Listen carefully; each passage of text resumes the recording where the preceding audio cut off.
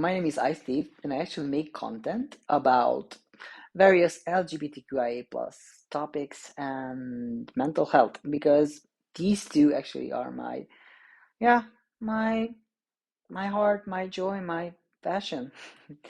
And I really like talking about certain aspects of the LGBTQIA plus community and of course about mental health. And today I am going to talk about internalized homophobia and homophobia. And also I will mention some aspect of yeah the OCD type of thoughts because I think it could be some relationship um regarding this internalized homophobia. I mean the thoughts and OCD patterns. But this is just my take on, okay? I don't want to generalize. I am actually not a doctor. I am soon to become, psychologist, psychotherapist. I actually make a master's in psychotherapy. So yeah, this is my pure joy to just talk about these topics. Okay, let's get it started, shall we? So, first, I would say that actually I consider that the internalized homophobia, it is like really, really, I would say it's very like common, actually in the gay community, I would say, and also because if we are talking about homophobia, of course, anybody can be a homophobe. We know that, yeah. You see, but there is another type of the homophobia that is actually somehow it is building up, and it's really like um yeah, it is common that gay man has it, but why? Yeah, because we live in a patriarchy, a patriarchal society, and actually as a whole, the system, it is based on the patriarchal, like belief and settings and systems. So some of us, and by that I mean I am also a gay man. So some of us in the gay community are actually, mm, just how do I put this like in a sweet way? Like they are homophobes, and I mean this with a kind heart. Okay, so I would say that as we grow as children, you know, we somehow get conditioned that to be feminine, it means that you are weaker, that you are more passive, that you should agree, you should facilitate like change, and you should be mm, more lean towards emotions. Because somehow in the patriarchal society, being an emotional being, it is equal to being less than a man. So if you're being less than a man, that would actually that could be translated into your your um your lesser than a man, I would say. So actually, it is not fun, because psychologically, I think it is like really harmful. It's really harmful, and it's detrimental to our society, I would say. So back to the gay guys and the LGBTQIA plus. I don't want to offend anybody. That's actually not my purpose, But my purpose is to, shed some light to these aspects, because somehow from the exterior, I have heard so many opinions, from also from my straight friends and yeah, acquaintances that, oh, the gay community seems so like colorful, so sparkly, so welcoming, and so yeah, joyful and all that. Yeah, that's somehow true in certain aspects. Yeah, it is true. So the LGBTQIA plus community has like a lot of benefits. We are colorful, we are open and open to experience each other, and also open to experience life and other yeah, point of views. But I would say there is a darker part of this. So this is where actually the internalized homophobia just comes in, because as I said, we are somehow conditioned, mm, to be more masculine or to be masculine. And then actually in the gay community, many of us are like hyper masculine. The bro stuff. Hey, bro, no homo, bro. Uh, and I would say that's that's fun. That could be fun, But somehow that also has like a shadow side to it, And I also want to bring here the shadow, sorry, the shadow concept from Jung. So actually, there are some aspects where to be actually the more, I don't know, more kind, more loving, um, more passionate, and more open to experience emotions and just express them. That is somehow translated to being feminine, bottom energy, and I would say that is rooted in the internalized homophobia, because we, some of us as gay men, we can be also gay or any other preferences, and to be like homophobe, because we have like a double standard, I would say, a double standard, and which we actually differentiate, between guys who could pass, actually as straight, and guys who are more, who have more like softer, softer traits. So I heard like many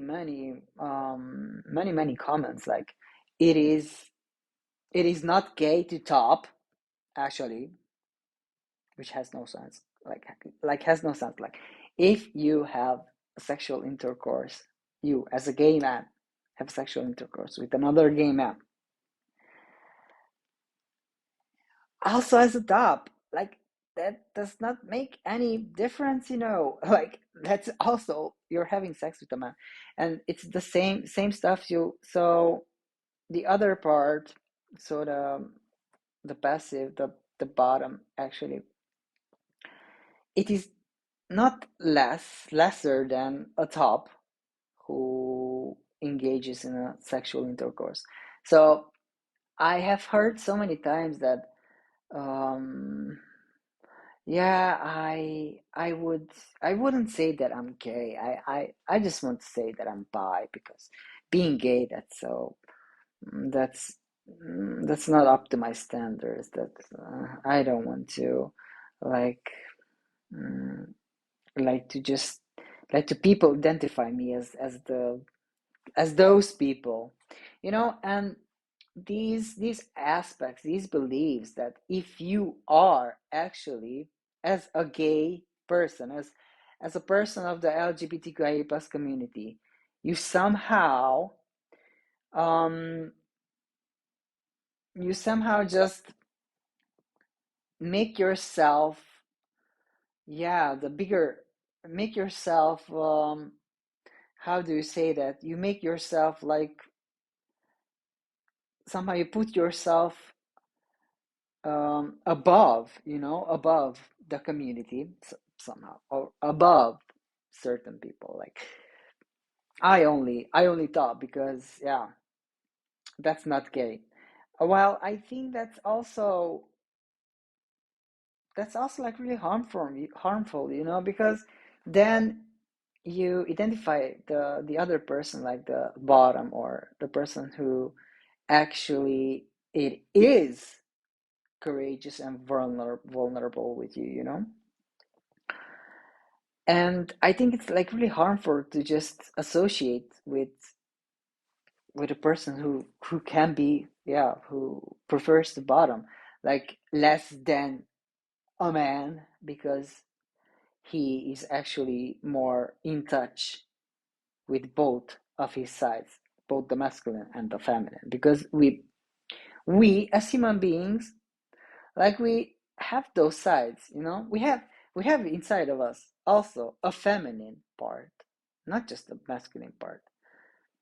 And the woman too, they have also a masculine part and a feminine part, because guess what, we are a balance of these two, yeah, of these two sides. We are a balance.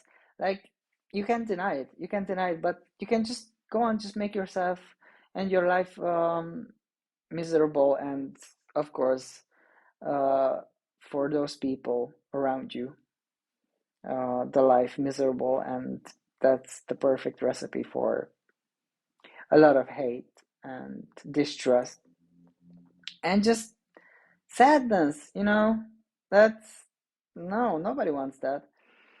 I think actually it is really brave to just speak your emotions, to just express them, because being vulnerable, it is, I think, the best, the best solution to just conquer, hate and fear and distrust. Because guess what? Together we are actually more, we have more power, and we are more united. And I think it is really important. It is really important, in my opinion, because as these days we are like really divided, and I think togetherness would solve a lot of, yeah, conflict. Okay, back to the topic. So back to the topic. Actually, I, as a gay man, I have battled, this this internalized homophobia, because, yeah, as I said, as as little children, as little boys and girls, we are conditioned somehow that the man has to be a certain way and the woman has to act a certain way. And if, I don't know, a man just shows or speaks his emotion, he's somehow weak and should not be trusted. And I think that that is the biggest lie, actually, that it was sold to us, and we just took it like, oh, yeah, somebody said it, so it must be true. Yeah. Um, Considering my standards, I actually just listen to the other person and listen. I just listen what they say, because there is a certain dark part to this whole internalized homophobia, you see, because this internalized homophobia somehow puts the other person like beneath us. Like, he or she is below and we are like above, because we need to feel that we are not them, you see. And I think these type of, yeah, internalized homophobia, it is like the most harmful thing, like the most harmful thing, and it's really hurtful, because we're hurting ourselves and hurting others, and just I think on the cognitive level, it disrupts somehow the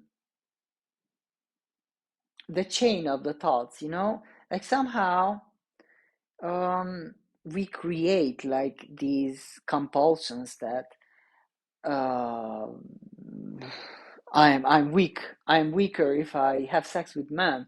Then it must be that I don't know. So actually, these thoughts, can actually turn outward.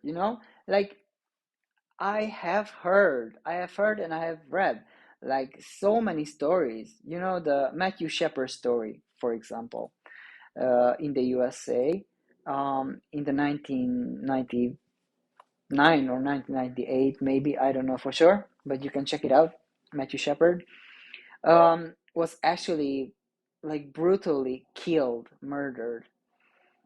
It is actually the case when most probably the internalized homophobia or homophobia was actually the main aggressor, the main, yeah, destruction, which led to killing an innocent person who actually just, yeah, just trusted, was vulnerable, was tried to be open, and this is where I would say that the OCD thoughts, so the compulsions, the obsessive compulsion, like those pattern can have an even smaller, an even bigger impact, uh, that would be ideal to have a smaller impact, but um,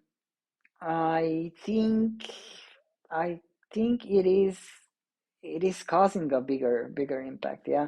And I would say that it's like really important to just look look at the other person, and just see the human inside them, because the other person is also a human being, he's breathing like you, drinking like you, eating like you, sleeping like you. It's the same.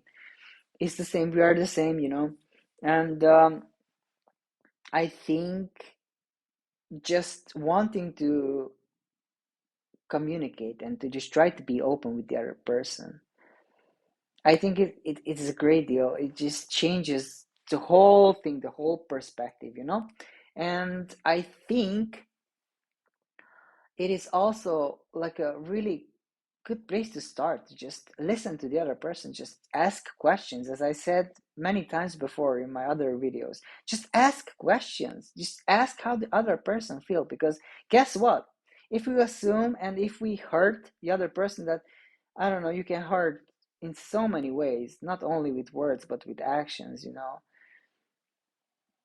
but rather just try to ask the other person, and just put questions, just ask questions, and just search for answers, because I think here it is, on this topic, it is like fundamental, I would say. It is like really fundamental, because internalized homophobia, it is very, very destructive and very deep, mostly also in our society. But if we are referring to the LGBTQIA plus community, I think it is really common. I would say it is more common than AIDS and HIV infection. Yeah, it is more common because guess what?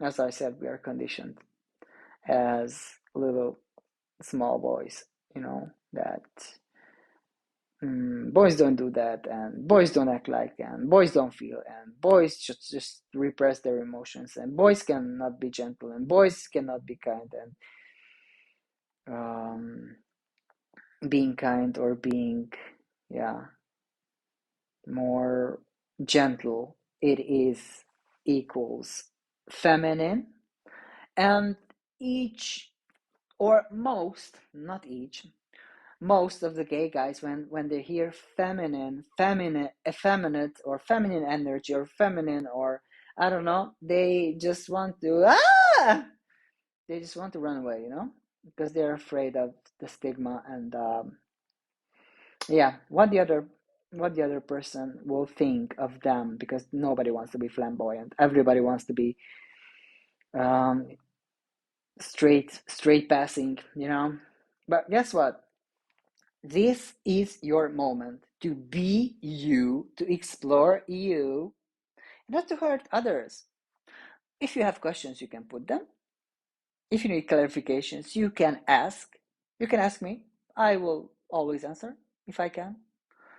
And be sure to just be kind to you and to your fellows, because as we live in this world and in this community, if I want to refer to the gay community, I think we all do need a bit of love, and much more than we actually give, and we are willing to just receive. Just give more love, and be able to receive more love. And let's make this world better, more kind, and yeah, just more authentic. Okay, if you like this video, please subscribe, because there is no other way I can continue make these videos. And please, if you liked it, then give a thumbs up and a like. I see you next time, and I will see you next time. So